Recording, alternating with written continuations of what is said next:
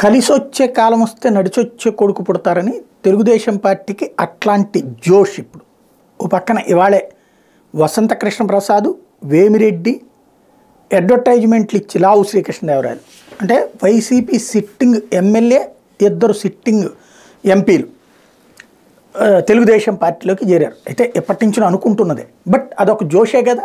ఒక బలమైనటువంటి శక్తులు, ఆర్థిక శక్తులు, లావు శ్రీకృష్ణదేవరాయలు, వేమిరెడ్డి ఇద్దరు కూడా వైసీపీకి ఒక ఆర్థిక శక్తి ప్లస్ ఆ ప్రాంతంలో పట్టు సాధించినటువంటి వాళ్ళు. అంటే రాజకీయ పట్టు అనే కంటే కూడా ఆ ప్రాంతంలో ఆర్థిక పట్టు సాధించినటువంటి వాళ్ళు ఇప్పుడు తెలుగుదేశం పార్టీ బాట పట్టడం అన్నటువంటిది ఒక కీలకమైనటువంటి అంశం. వసంత కృష్ణ ప్రసాద్ సేమ్ ఆర్థికంగా ఓ రకంగా తెలుగుదేశానికి ఆర్థిక ఇబ్బందులు చాలా వరకు అధిగమించేసినట్టే. ఇదివరకు ఓ నారాయణ, పత్తిపాటి పుల్లారావు లాంటి వాళ్ళని నమ్ముకోవాల్సి వచ్చేది. ఇప్పుడు ఆర్థిక శక్తులు, బలమైన ఆర్థిక శక్తులు ఇప్పుడు వచ్చి చేరుతూ ఉండటం అన్నటువంటిది ఒక జోష్. రెండో పక్కన పవన్ కళ్యాణ్ ఎప్పుడైతే 24తో సరిపెట్టుకోవడానికి సిద్ధపడి దాన్ని వ్యతిరేకించే తన వాళ్ళని కంట్రోల్ చేసేందుకు తనే చాలా సీరియస్గా వాళ్ళని మందలించినటువంటి నేపథ్యంలో అది ఒక జోష్. అంటే ఇక జనసేన పేచీలు పెడుతుందన్న భయం చివరిలో వచ్చింది వాళ్ళకి. ఎందుకంటే చాలా చోట్ల జన సైనికులు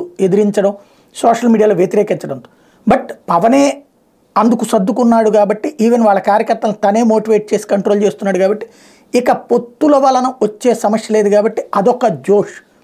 ఇంకొక వైపున వచ్చేటప్పటికి లోకేష్ మంగళగిరి నుంచి పోటీ చేస్తుంటే అతన్ని ఈ దఫా అతను గ్యారంటీ గెలవాలన్నటువంటిది తనే ప్లాన్ చేసుకుని గత 5 ఏళ్ల నుంచి వెనక్కి పోకుండా నుంచుంటే అక్కడ ఆళ్లరాయం కృష్ణారెడ్డి పక్కన పెట్టి ఇప్పుడు పద్దాక అభ్యర్థులు మార్చే పరిస్థితి వచ్చిందంటే జగన్ భయపడుతున్నాడన్నటువంటి ఒక సంతోషం, అదొక జోష్.